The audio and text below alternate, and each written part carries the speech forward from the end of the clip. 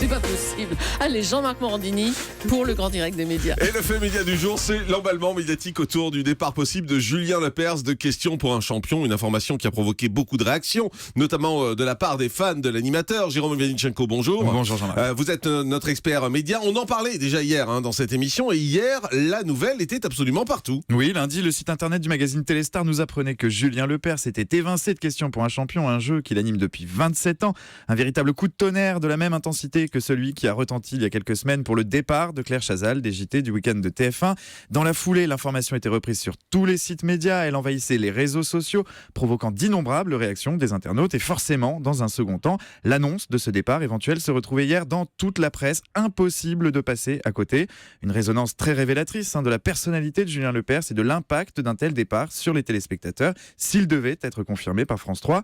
Julien Lepers est un animateur culte et ça, les médias l'ont bien compris. Oui, c'est un brouhaha médiatique que France 3, et c'est ça la surprise quand même, n'a pas cherché à éteindre. Oui, une communication pour le moins hésitante de la part de la 3. En pareille circonstance, d'autres chaînes auraient communiqué immédiatement pour confirmer ou pour infirmer les informations avancées par Téléstar. Au lieu de ça, les responsables de la chaîne ont préféré appliquer la politique de l'autruche. Ils ont attendu que le soufflet retombe un peu. On l'a vu, ça a eu pour effet de faire monter le buzz, de faire parler du sujet, parfois à tort et à travers, mais ça a aussi un effet pervers. Ça laisse s'installer le doute et ça montre aussi une forme de fébrilité. À France Télévisions, depuis quelques semaines, on a un peu le sentiment que c'est la norme en matière de communication. J'en veux pour preuve l'épisode Philippe Verdier et le flou qui s'était installé au moment de l'éviction du monsieur météo de la 2. Ouais, il a donc fallu attendre hier, c'est-à-dire 24 heures après l'annonce de cette nouvelle, pour que la patronne de France 3 sorte enfin de son silence. Oui, Dana Astier, la directrice des programmes et de l'antenne de France 3, a répondu à une interview publiée hier par le site Pure Média.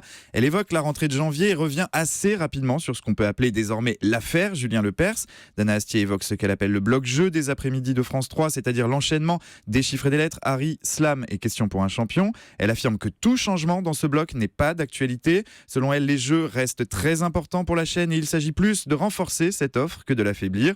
Reste à savoir si Julien Lepers en fera partie. À cette question, Dana Astier répond sobrement « Il sera là en janvier, il n'y a pas de problème ». Alors en termes de démenti, avouons qu'on a connu quand même beaucoup plus ferme lorsque la patronne de France 3 affirme que Julien Lepers sera à l'antenne en janvier. Elle ne prend pas un énorme risque. Fremantle Media, la société qui produit Questions pour un champion, nous confirmait dès lundi soir que l'animateur avait d'ores et déjà enregistré l'équivalent de 2 mois d'émission. Ça signifie que France 3 dispose d'un stock prêt à être diffusé jusqu'au mois de février. Il serait tout bonnement inimaginable qu'elle décide de les mettre à la poubelle. En soi, affirmer que Julien Lepers sera présent en janvier, c'est donc répondre à une question qu'on ne se posait pas vraiment. Ce matin, finalement, on a le sentiment de ne pas en savoir beaucoup plus. Alors on va se rabattre avec un peu d'humour sur les guignols de Canal+, qui évoquait hier le nom d'un prétendant plutôt inattendu à la succession de Julien Lepers. Télévision pour finir, contrairement aux rumeurs, Julien Lepers, l'animateur emblématique de Questions pour un champion, reste bien aux commandes de son émission. Ah non, ça m'arrange pas ça.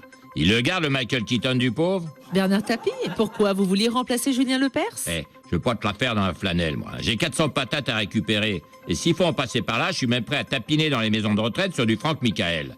Vous voulez refaire de la télé, monsieur Tapie? Qu'est-ce que t'as avec ta gueule en coin de rue, toi?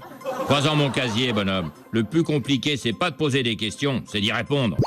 Voilà les guignols hier. Allez, on fait une pause, on se retrouve dans un instant pour le zapping. Et on a une surprise pour vous, Julie. Ah bon? Dans un instant, c'est sur Europe 1.